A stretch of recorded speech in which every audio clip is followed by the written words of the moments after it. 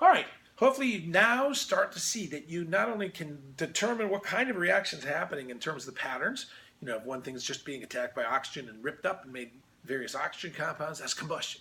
Or if there's two dance partners come out and they switch place and one of them forms a solid or one of them bubbles off as a gas, that you would recognize that because it has H in it, for instance, if it's a gas, or it's one of the insolubles that's lower on that list when you make that combination. You always look the negative part up to see which one's insoluble.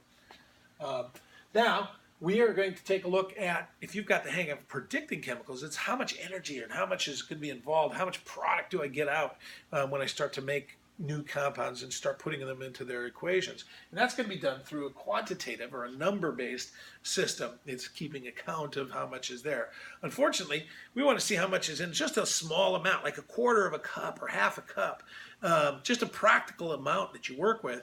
And we've already, it's going to boggle your mind because it's a huge, huge number. Even a small little quarter cup of any element out there, carbon or nitrogen or hydrogen or sulfur, okay, is going to have a tremendously large amount. 6.02 times 10 to the 23rd things.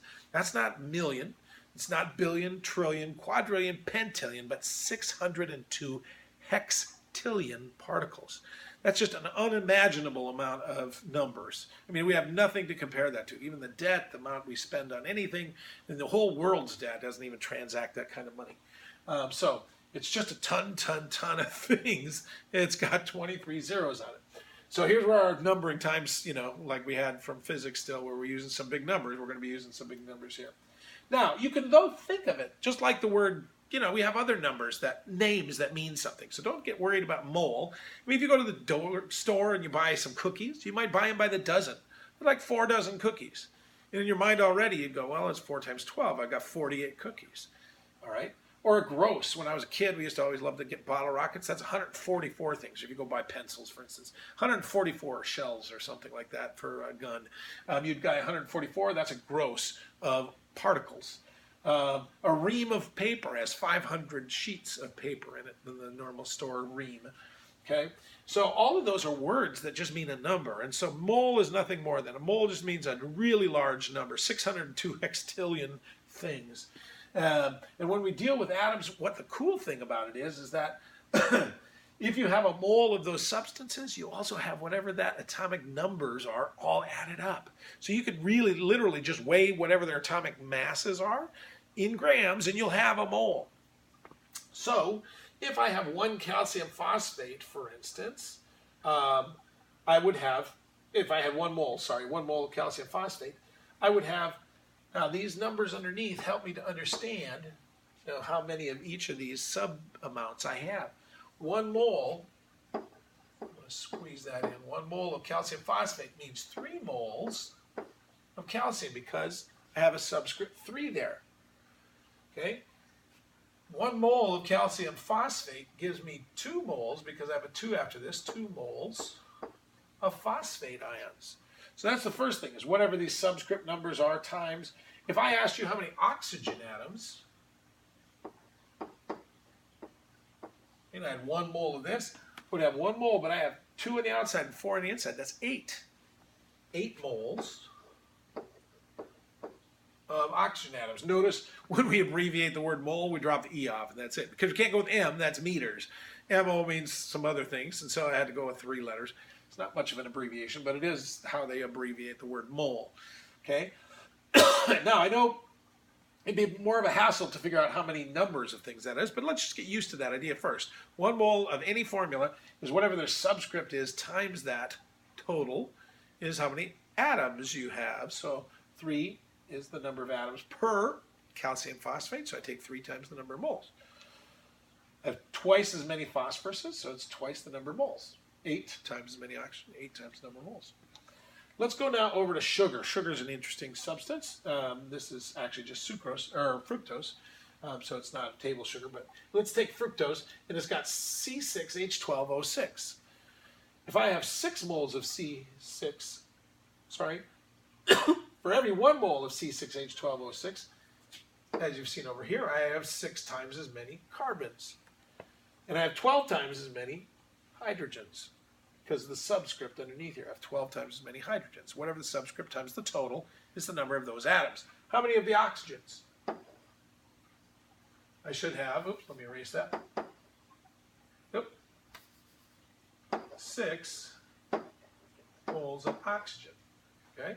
So 6 moles of carbon, 12 moles of hydrogen, 6 moles of oxygen. Now, if that's true, if I have 6 moles of carbon, then 1 mole is 6.02 times 10 to the 23rd things. So for every 1 mole of C6H12O6 I have 602 hextillion sugars. But I have 6 times 6.02 times 10 to the 23rd carbons, because there's 6 times more carbon.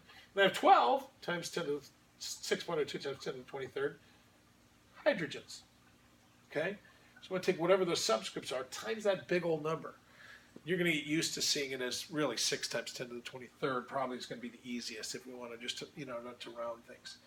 So what's nice about this, practically, chemists use a scale. I would never sit down and never be able to count that out because it would be blindingly boring and you'd never get it done. So usually what we do is if I had to figure out how to pay for a car, for instance, with pennies, I'd be like, well, I'm going to figure out what 100 pennies weighs, and then I'm going to take that times, the number that I have to figure out. If it's 100 pennies is $1,000, let's say, or no, 100 pennies is $1.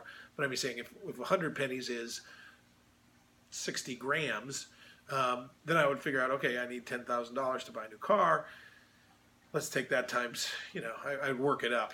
And that's exactly what we do with atoms. You don't sit and count them out one by one, but sodium has an atomic mass of 23 grams, and chlorine has a mass of 35 grams. So if I have 1 mole of sodium chloride, I'm going to say, well, I would have to just weigh out 23 grams on a scale of sodium. And for the chlorine, I would weigh out 35.5 because that is the atomic mass of sodium, and then the sodium chloride is the combined weights of those. So if I wanted a mole of salt, I would just weigh them both out, 58.5 grams. And that's how much I would weigh. I'd put a balance down, I'd scoop a little bit on there until I get 58, it'd probably go over a little bit and have to scoop some off.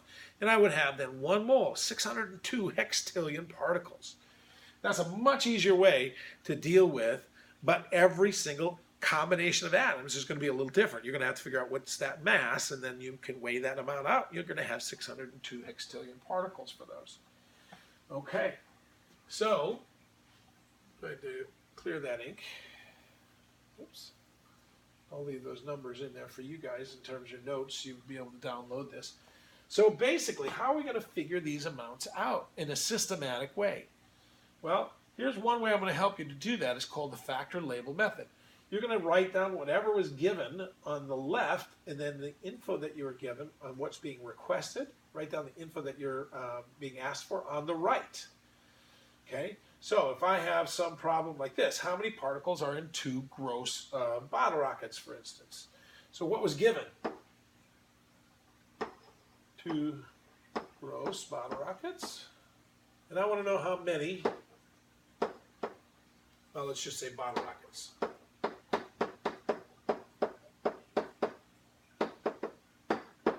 Okay, that goes on the right.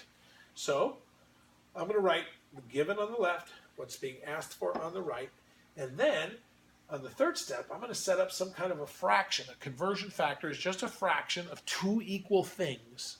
They have to be the same, and you're going to get those anywhere you want to look. Most often, if you're totally stumped, you can go to Google and just ask how many of these 2 things are equal. So, for instance, how many gross of particles are in? How many particles are in a gross? Or say how many things are in a gross. What number is a gross? You put it in Google and you're going to find out, well, 1 gross is 144 particles. Okay? And this can be used in any method. We saw this already when we were going from kilograms to pounds, for instance. And if I just put into Google kilograms to pounds, if I wanted to switch, I would come up with a conversion fraction. It would say, 1 kilogram is 2.24 pounds or something like that. As long as these 2 things are equal, you can use them in a conversion fraction. 144 particles is 1 gross. Now, the key is, how do I multiply this so that the word gross goes away when I multiply by this fraction? I have to put term that you looked for in the bottom of this fraction. So 1 gross is some number of particles. If you know you've done that where the term you started with is in the bottom, don't worry about the numbers. Just get the terms in the bottom and the terms you want to get to as an answer on the top. Then when you multiply, the numbers are going to work out. Don't forget, this is just a fraction, 2 over 1. So 2 times the top, tops times the tops, divide by the bottoms, divide by the bottoms. 2 times 144, divide by 1 is the same thing as 2 times 144, or it's 288. Okay, 288 bottle rockets. Let's try one more. How many molecules are in 3.74 moles of a molecule? What's the given? 3.74 moles, and I want to know how many molecules there are in this. Okay? Now, you need to come up with a fraction of two things that are equal to each other, and that's going to be the same terms that what you started with and what you ended with. And the term that you want to get rid of is the mole term, so that's got to go in the bottom of this fraction. So the moles is going to go in the bottom of the fraction. What you're looking for has to go in the top of the fraction, so that when you multiply them, the term's moles goes away. So all you need is a relationship between how many particles and how many moles.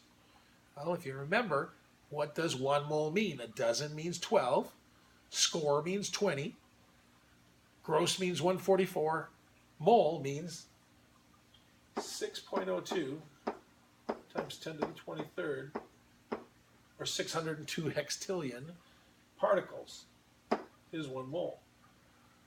So now, just like you did up here, you can take 3.74 times 6.02. Matter of fact, if I just did it by 6, it's going to be 18 plus 3/4 times 6 is 1 1/2, 3, 4, 16. Well, I'd have to do it by, it's going to be another 4 anyway. So it's going to be 18 plus 4, it's going to be about 22 point something times 10 to the 23rd. Okay? If I do that by calculator, it's just about, I mean, it's just a bit shy, too shy of being 24, that's all. So you'll work that out to come out to the exact amount. But that's 22 times 10 to the 23rd, or 22 hextillion particles. Okay? So I want you to do the worksheets that can solve these, and that should help to see if you can set up these. Factor label problems are going to help you to save almost any kind of problem that you might run into, given what's given on the left, what you want on the right, and come up with some fraction that is equal amounts. Notice 6.02 times 10 to the 1/3 is the same as 1 mole, and then you can work your way to some of the problems, okay?